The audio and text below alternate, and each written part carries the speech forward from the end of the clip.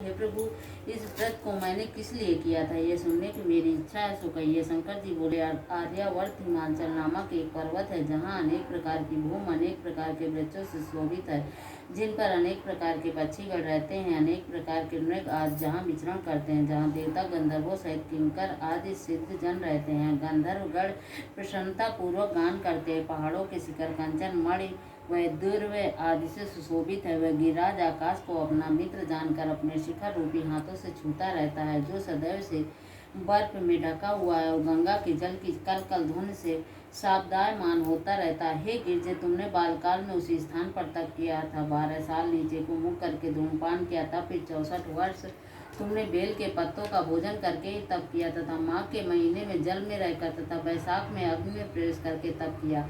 श्रावण के महीने में बाहर खुले में निवार कर रखकर जल त्याग कर तप करती रही। तुम्हारे कष्ट को देखकर तुम्हारे पिता को चिंता हुई। वे चिंता तो सोचने लगे कि मैं इस कन्या का किसके साथ वरण करूं। तब इस पर दैव योग से ब्रह्मा जी के पुत्र देवर्ष नारद जी वहां पर आए। नारद जी ने तुमको शैलपुत्री देखा तो तुम्हारे पिता हिमाचल ने देवर्ष को अर्ध पद्मासन देकर सम्मान सहित बैठा और कहा कि हे मुनीश्वर, आज अपने यह तक आने का कष्ट कैसे किया। आज मेरा सौभाग्य है कि आपका शुभागमन यहाँ पर हुआ, कहिए क्या आज्ञा है। तब नारद जी बोले, हे गिरिराज, मैं विष्णु को भेजा हुआ आया हूँ, तुम मेरी बात ध्यान से सुनो। तुम अपनी लड़की को उत्तम वर प्रदान करो। ब्रह्मा शिव इंद्र आदि देवताओं में विष्णु के समान कोई नहीं है, इसलिए आप मेरे मन से अपनी पुत्री का दान विष्णु भगवान को दें। हिमाचल ने कहा, यदि भगवान वृषदेव स्वयं ही पुत्री को ग्रहण करना चाहते हैं और फिर इसी कार्य के लिए आपका आगमन हुआ है, तो मेरे लिए गौरव की बात है। मैं अवश्य उनको पुत्री दूंगा।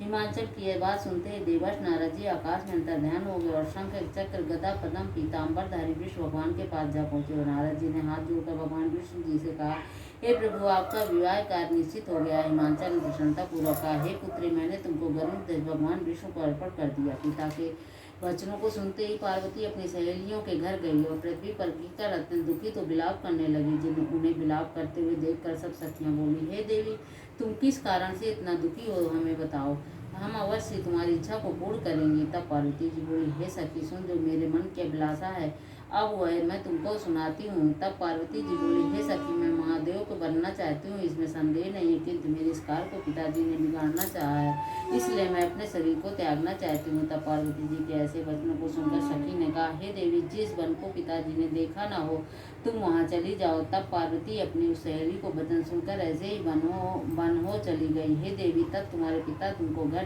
पर ढूंढने लगे और उन्होंने विचार किया कि मेरी पुत्री को या तो देव दानव किंकर हरण कर ले गया। नारद को वचन दिया था कि मैं अपनी पुत्री की गर्भध्वज भगवान के साथ वरण करूंगा। हाय, अब यह किस तरह से पूरा होगा, ऐसा सोचकर वो बहुत चिंतातुर वो मूर्छित होकर गिर पड़े। तब सब लोग हाहाकार करते हुए दौड़े पर मूर्छा नष्ट होने पर गिरिराज से बोले कि हमें अपनी मूर्छा का कारण बताओ। हिमाचल बोले, मेरे दुख का कारण यह है कि मेरी रत्न रूपी कन्या को कोई हरण कर ले गया है। यह सर्प ने डस लिया, खाया है, अथवा किसी सिंह या व्याघ्र ने उसे मार डाला है। न जाने कहाँ चली गई, या उसे किसी राक्षस ने मार डाला। इस प्रकार वह कहकर गिरिराज दुखी तो इस तरह कांपने लगे और जैसे कि तीव्र वायु चलने से कोई वृक्ष हिलता होता। पश्चात हे पार्वती जी, तुम हो गिरिराज सखियों के साथ घने जंगलों में ढूंढने के लिए निकले। सिंह व्याघ्र आदि हिंसक जंतुओं के कारण वन बहुत ही भयानक प्रतीत होता था। तुम भी सखी के साथ घूमते हुए भयानक जंगल में एक नदी के तट पर एक गुफा में पहुंची। उस गुफा में तुम अपनी सखी के साथ प्रवेश कर गई, जहाँ पर तुम आक्रदान करके बालू का लिंग बनाकर मेरी प्रार्थना और आराधना करती रही थी। उसी स्थान पर भाद्रपद मास की हस्त नक्षत्र युक्त तृतीया के दिन तुमने मेरा विधि विधान से पूजन किया। तब रात में मेरा आसन और मैं उस स्थान पर आ गया जहाँ पर तुम्हारी सखियाँ दोनों थी। मैंने आकर के तुमसे कहा कि मैं तुमसे प्रसन्न हूँ, तुम मुझसे वरदान मांगो। तब तुमने कहा कि हे देव, यदि आप प्रसन्न हो तो आप महादेव जी मेरे पति हो। मैं तथास्तु तो ऐसा ही हो गया कहकर कैलाश पर्वत को चला गया। तुमने प्रभात होते हुए उस बालू की प्रतिमा को नदी में विसर्जित कर दिया। हे सुबह, तुमने वहाँ पर अपनी सखियों के सहित इस व्रत का पारायण किया। इतने में हिमवान विवाह तुम्हें ढूंढते उस वन में आ पहुंचे। वह तुमको चारों ओर न देख कर मूर्छित होकर जमीन पर गिर पड़े। उसी समय 2 कन्याओं को नदी तट पर देखा। तब वे तुम्हारे पास आ गए और तुम्हें हृदय से लगा करके रोने लगे। बोले कि हे पुत्री, तुम इस सिंह व्याघ्र युक्त घने जंगल में क्यों चली आई। पार्वती जी बोली, तुमने कहा, हे पिताजी सुनिए, मैंने पहले ही अपना शरीर शंकर जी को समर्पित कर दिया था, किंतु आपने इसके विपरीत कार्य किया था, इसलिए मैं वन में चली आई। ऐसा सुनकर हिमवान ने फिर तुमसे कहा कि मैं तुम्हारी इच्छा के विरुद्ध यह कार्य नहीं करूँगा। तब वे तुमको लेकर घर आए, तुम्हारा विवाह हमारे साथ कर दिया। हे प्रिय, उस व्रत के प्रभाव से तुमको ये मेरा अर्धांग प्राप्त हुआ। इस व्रत के राज को अभी तक किसी के सम्मुख वर्णन नहीं किया। हे देवी, अब मैं तुमको बताता हूँ, सो सुनो। इस व्रत का नाम व्रतराज क्यों पड़ा? तुमको सखी हरण करके ले गई थी, इसलिए इस व्रत का नाम हरतालिका पड़ा।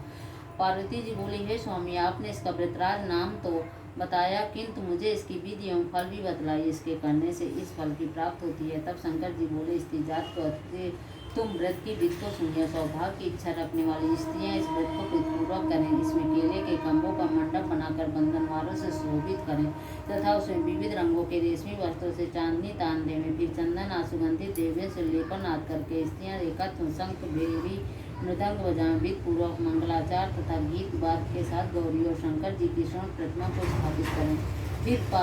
फिर शिव पार्वती जी का गंध पुष्प दीप से विधिपूर्वक पूजन करके अनेक प्रकार की नैवेद्य मिठाइयों का भोग लगावे और रात को जागरण करें। नारियल व सुपारी, जवारी, नींबू, लौंग, अनार, नारंगी आदि फलों अथवा फूलों को एकत्रित करके धूप दीप आदि मंत्रों द्वारा पूजन करें।